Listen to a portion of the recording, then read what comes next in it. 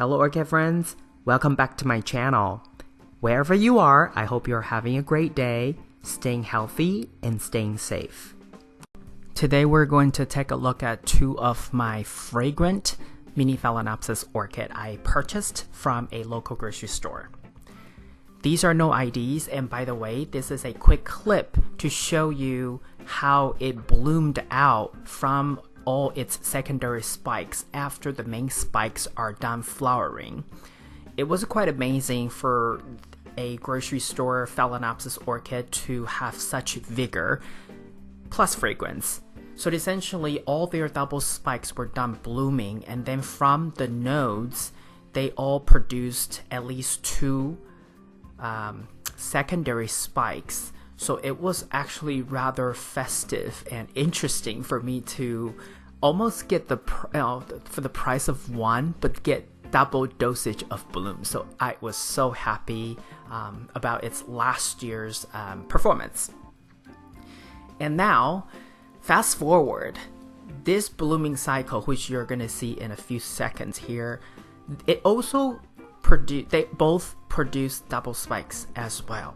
So I think this cross, even though it's no ID, I'm just going to say this cross has a tendency to produce double spike, has the genetics to want to produce double spikes. So hey, I'm not going to argue with that, right? If it's going to give me more blooms, sure, why not? Now, as time went by, I decided that I was going to stake them as well for better display, but then also because I have actually, for this particular cross, I have 4 of them, and they're all kind of side by side, and I wanted to make sure that their spikes are not interfering with one another. So, training them growing upright is probably more ideal. And the reason I have 4 of them was because initially I put 3 immediately. I put 3 in the shopping cart because I realized that they were fragrant. And my experience tells me these Phalaenopsis orchid at that grocery store would never be expensive. It was definitely less than $10 each. And then I came home, I only had 3, and then I decided I'm gonna go back and buy more because in case I wanted to do different experiments or different, things to each one of them, I would have 4 to work with. But when I went back, there was only 1 left. So I quickly put it in my cart, and now I have 4. So this is batch 1, what I call batch 1. The first 2 of them, and then I would probably do another video to share with you the other about the other 2.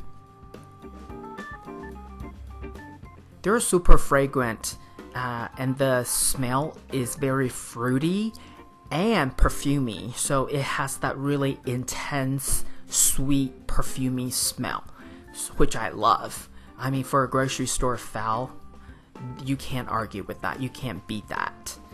Now, even though it does not have any tag for me to research about its parentage, research for its parentage, based on the characteristics of the flower, it has a very close resemblance with my other Phalaenopsis orchid, which I bought from a reputable nursery here in the United States. It was also fragrant, and that one had a Zuma pixie in its parentage, and I'm guessing this one also has Zuma pixie in the background.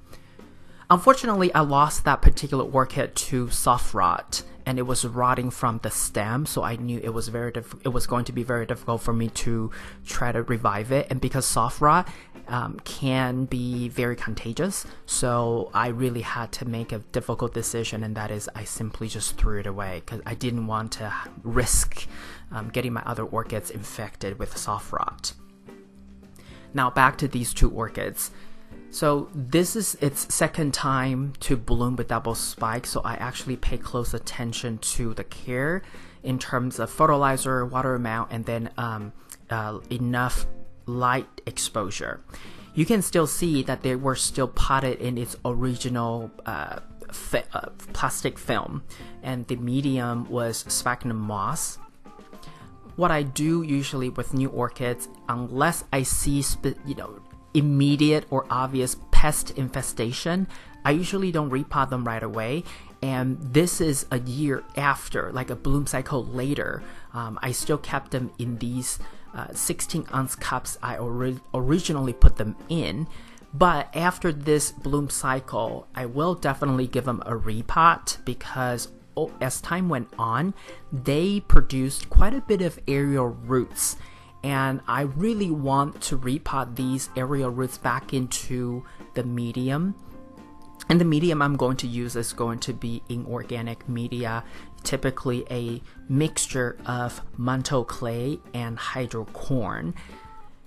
So far, that mixture of 1:1 or even 2:1 ratio, manto clay being 2, has worked really well for a lot of my orchids. So I think that's what I'm going to do. But I think they will still be in the 16-ounce container.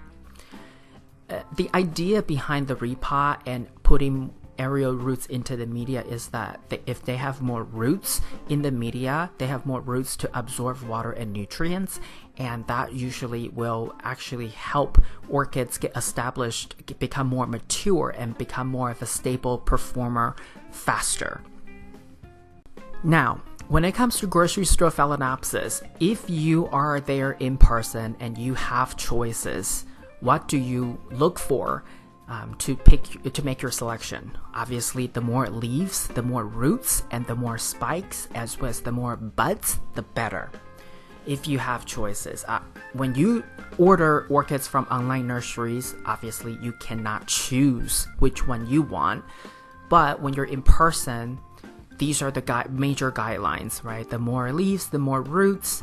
And out of the same kind, if you have more, if an orchid has more spikes or more buds on the particular spike, those tend to be the healthier ones. And that's what I usually, those are the guidelines I use when I choose grocery store Phalaenopsis orchid. As far as whether they're fragrant or not, obviously use your nose, sniff at them, and if they do have fragrance, quickly put them in your shopping cart. I look at these orchids from a distance, and I based on my experience, I was like, you know what, they could be fragrant, and I was right. It takes a little bit of time to kind of develop this kind of expertise as far as whether an orchid could be fragrant. There are certain things to look for, but it's, another video for another time. This is all I have for you today. If you like this video, please give it a thumbs up. And if you would like to get more orchid related videos from my channel, please subscribe and turn on the notification.